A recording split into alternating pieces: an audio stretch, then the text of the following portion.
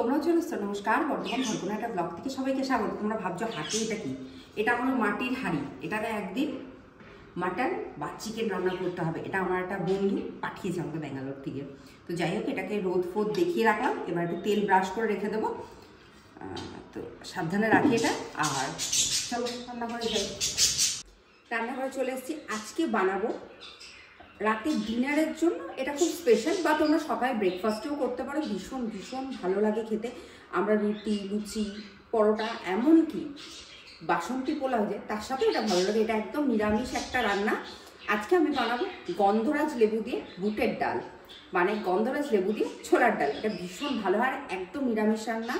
তো এখন কদিন এই ধরনের ভিডিওগুলো আসবে, কারণ অ্যাকচুয়ালি আমার হাতটা, তোমাদের বলেছিলাম যে আমার হাতটা একটা মানে অ্যাক্সিডেন্ট মতো হয়েছিল ভীষণ ছোটোভাবেই। তো সেই কারণের জন্য আমার হাতের একটা নোট মানে উঠে গেছে, ইনজুরি টাইপের হয়েছে, খুবই খারাপ অবস্থা।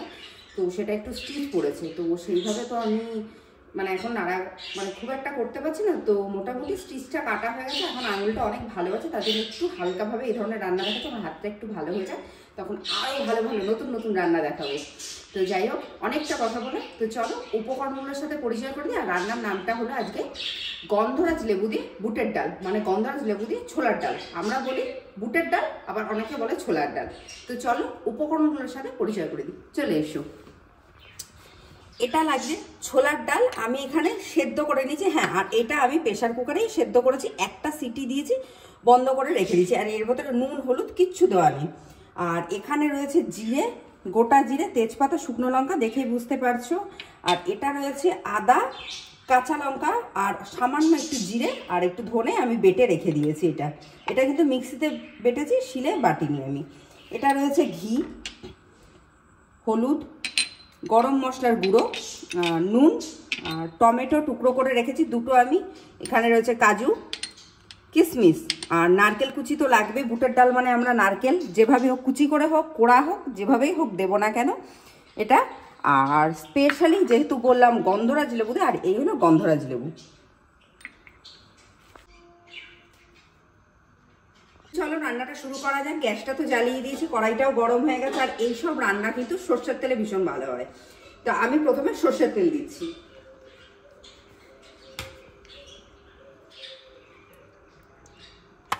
তেলটা গরম হয়ে গেছে, আমি তেজপাতা, শুকনো লঙ্কা আর গোটা জিরেটা ফোড়নে দিয়ে দিচ্ছি। এই ফোড়নটা একটু ভালোভাবে হতে হবে। ফোড়নটা হয়ে গেছে, এবার আমি নারকেলের টুকরোগুলো দিয়ে দিচ্ছি। নারকেলটা মোটামুটি ভাজা হয়েছে, খুব কিন্তু ভাজা হয়নি। এই সময় আমি এই কাজুটা দিয়ে দিচ্ছি। কাজু আর নারকেলটা খুব ভালো করে ভাজা হয়ে গেছে। এই সময় আমি এখানে কাঁচা লঙ্কা, ধনে, জিরে, আদা বাটাটা দিয়ে দিচ্ছি। আর এখানে আমি কাঁচা লঙ্কা কিন্তু দুটো নিয়েছি, কারণ নিরামিষ রান্না খুব একটা ঝাল ভালো লাগে না, তাই মশলাটা দিয়েছি। এর সময় আমি টুকরো করা টমেটোটা দিয়ে দিচ্ছি। টমেটোটা দিয়ে একটু নেড়েছে আমি খুব ভালো করে, তারপর আমি ঢাকা দিয়ে দেবো একটুখানি। দেখি মশলাটা কত ভালোভাবে কষা হয়েছে।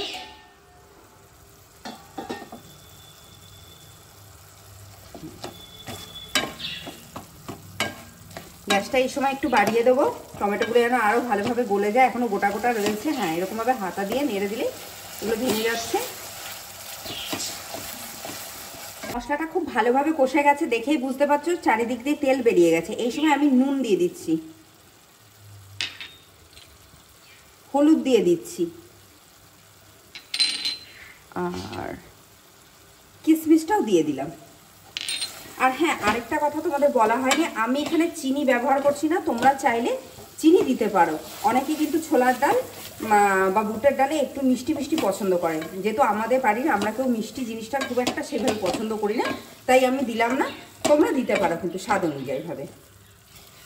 মশলা একদম ভালোভাবে কষে তেল বেরিয়ে গেছে সব কিছু। আর এই সময় আমি এই যে ছোলার ডালটা সেদ্ধটা দেখে বুঝতে পারছো কিরকম করেছি, খুব সেদ্ধ না, এরকম হাত দিয়ে টিপলে কিন্তু গলে যাচ্ছে।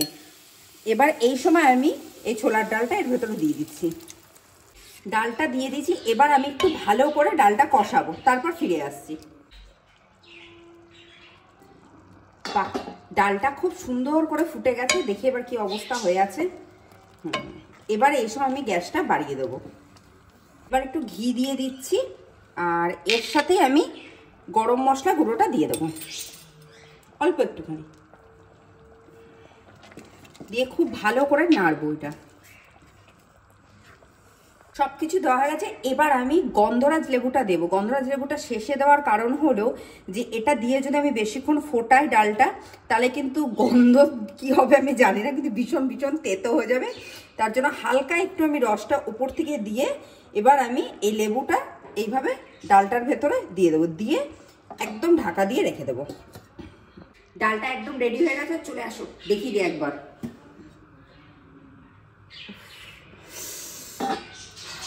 যা গন্ধটা বেরিয়েছে না গন্ধরাজ লেবু দিয়ে, সব খাবারই জমে যায়। তো যাই হোক, পরিবেশন করে ফিরে আসছি, চলুন। যাই হোক, তৈরি হয়ে গেছে গন্ধরাজ লেবু দিয়ে বুটের ডাল বা ছোলার ডাল। এটা তো আজকে রাত্রিবেলা আমরা গরম গরম রুটি দিয়ে খাবো।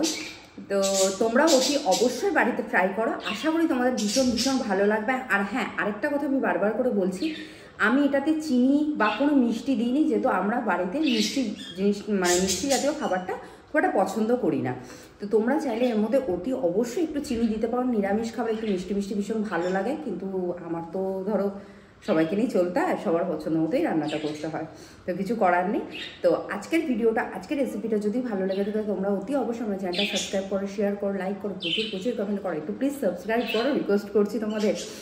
তো আর যদি কিছু ভুলভ্রান্তি হয়ে থাকে, ভুল তো হতেই পারে, নিশ্চয়ই হবে, আর রোজই একই কথা বলি।